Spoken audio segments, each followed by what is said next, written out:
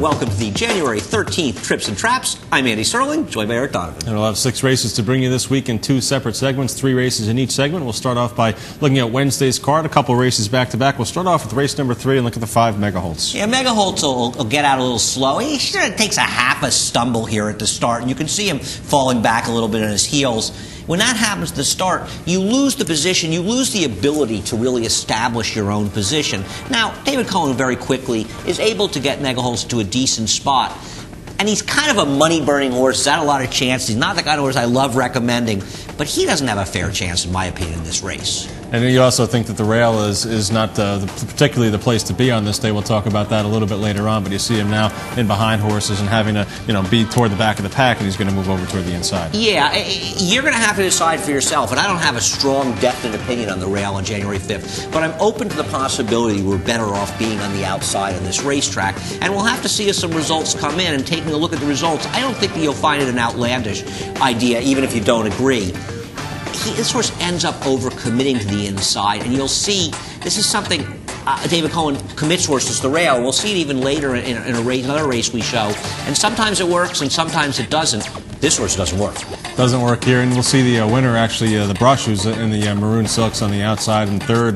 So this horse getting a wideish trip throughout the race here. And the second place finisher, Captain Stone, is the 4 horse in between horses. The horses on the rail, the 2, 1, and 5. The one good to be me actually manages to hit the board at 20-1, but Mega Holtz in there behind horses, and Cohen still trying to save some ground. Yeah, he wants to go outside of the 1. The 1 is sort of steadying, and I understand what David's thinking. He's thinking, you know what, I got no choice. There's room at the rail. I'm going to go to the rail. But sometimes when they open the rail up like this, it can be fool's gold because there's a reason the rail becomes so available. And clearly this horse is not accelerating inside. Now David wants to get off, but where's he going to go from here? Trying to get to the outside here, but the race is kind of going to, get right together in his face here, and he's going to have nowhere to go, and you'll see him have to basically steady the 5 horse Mega Holtz here toward the end and just have nowhere to go. Now, my question with him is, though, that, is it his turn of foot that, isn't so quick, which is why, he kind of got shut off down on the inside there, couldn't get up the rail. Is that, a fault to Mega Holtz himself, or is it just kind of the way the race unplayed? It's probably a combination of both. There's no question about it. The fact that Mega Holtz isn't a horse with really push-button speed. They are the horses they are. He's not a terrible horse, but he is a maiden. I think he's had 10 or 11 starts now. He actually won a race and was disqualified, I think, at Churchill Downs. He has spotty form. I wouldn't mind seeing him turn back, to be perfectly honest, and I think he's a little dirtied up on this race. I could give him a chance if the odds were right in the right spot. 6 beaten 5 1/4 in that race. We'll move on to race number 4 and take a look at a first-time starter here for John Hurtley, the 9 at Tony's Back. A big price in this race, 23-1 with Julio Pizzuto. Well, certainly things don't go well from the start here for Tony's Back. As he breaks slowly, he ends up towards the back of the pack. But I think things, in a funny way, go well for him after that. Yeah, there is going to be a fair pace, and if we were talking about the outside pass being the place to be, we'll see the 1A Gold is Good toward the outside, and also the eventual runner-up Upper Fleet, setting up camp toward the outside in this race as well. The pace is pretty quick up front, 22-4 for the opening quarter, 46-3 for the half. So a solid pace in here. Just thought that the 9 Tony's Back, despite being back and toward the outside in a solid paced race, it still has to make up some ground for a first-time starter from John Hurtley's barn that didn't really get bad. You'd expect him to just maybe make a little run and just kind of fade. That wasn't the case here. The 9 Tony's Back, as we'll see as they kind of get toward the top of the stretch here, gets back on the screen and actually has a little bit of trouble on the stretch where Julio Pizzuto tries to stay inside and eventually should have just taken him outside. Yeah, he made a nice little run to get himself into contention here. He doesn't close much ground from here as the race is kind of falling apart. On the other hand, he gets driven into traffic here. I'm not sure why. Yeah, the obvious move there would have been to go outside and just stay clear, and that might have cost him a length or something there. Obviously, he's probably not going to be any better than third, where he was anyway. But all in all, for a debut, first-time starter for maiden claiming tag for this barn, I thought it was a positive effort. Eric really just showed this race because he knows I've been the second horse at 39-1, and he wanted to torture me. Yeah, you had the exact. Yes, I did. Tony's Back. He said it's up to you whether you want to take him or not next time, and we'll see who's riding him the next time he runs as well.